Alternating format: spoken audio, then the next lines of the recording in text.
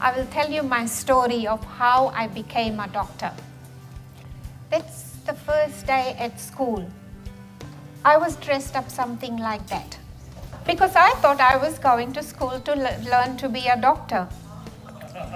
So I had my stethoscope, I had my Dolly's medical records, and I didn't have the hat and the scarf. Actually, that is Koshi when she decided she was going to become a doctor.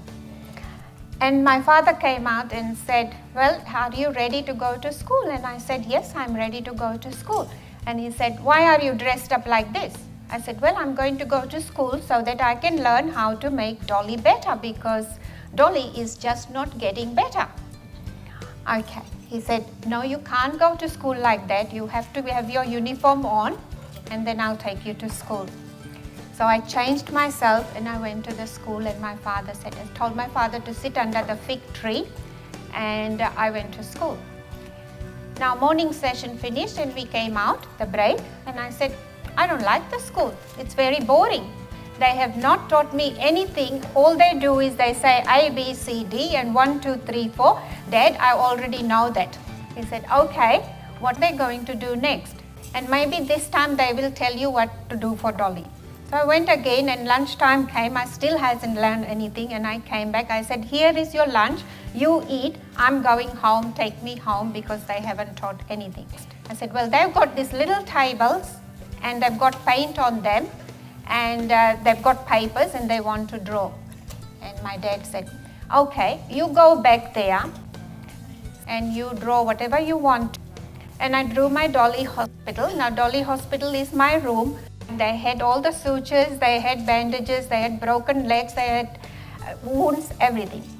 So I drew up a Dolly Hospital and I drew my Tommy, my dog. And luckily enough, I was picked up for that picture. A painting was picked up as an award, like children get the best pictures, and it went on to the vision wall in my classroom. And you all know what happens when the picture goes onto the vision wall. And I did become a doctor. So I came back and Dad said, okay, what happened? I took his hand and I took him to the schoolroom and I showed him. I said, see, my Dolly Hospital. And he was very proud of me. And I thought that the teacher has recognized what I really wanted to be. And then I got to sit in the front row because my name was V and I was sitting right at the back. I got promoted to the front and my teacher became my best friend and I did very well at school. So when we were coming home, I spotted a plane in the shop. I said, Dad, I want that plane. And he said, well, you want to be a doctor, but why do you want the plane? Usually when Dad is walking and I'm walking, if I see anything, I'll just stand up and he'll be far away and say, why aren't you coming? I want that Dolly, the plane. So he bought me the plane. 2 days later, my father was looking for the plane. What did she do with the plane? Did Tommy the dog ate the plane, or she has broken it and put him in the Dolly Hospital also? I heard him in the kitchen speaking to my mother. I went and held his hand and I brought him to my Dolly Hospital and showed him. Dad, that's the hospital. When Dolly gets very sick and I can't treat her anymore here, I'm going to put her in the plane and I'm going to take her to the town hospital. And he said, well, who's going to fly the plane? And I said, Tommy is going to fly the plane. And this is Tommy. That's Tommy, and at the time Tommy was a baby pup. And that's me going to India for my medicine. And 1999, a young girl shot herself and the bullet was lodged in her behind the eye. And I went to the hospital, and normally what happens is that you call the flying doctors and they'll come and pick the patients for you and take them, transfer them to Townsville or bring them to Brisbane. But because it was such a busy night, the flying doctors could not make it.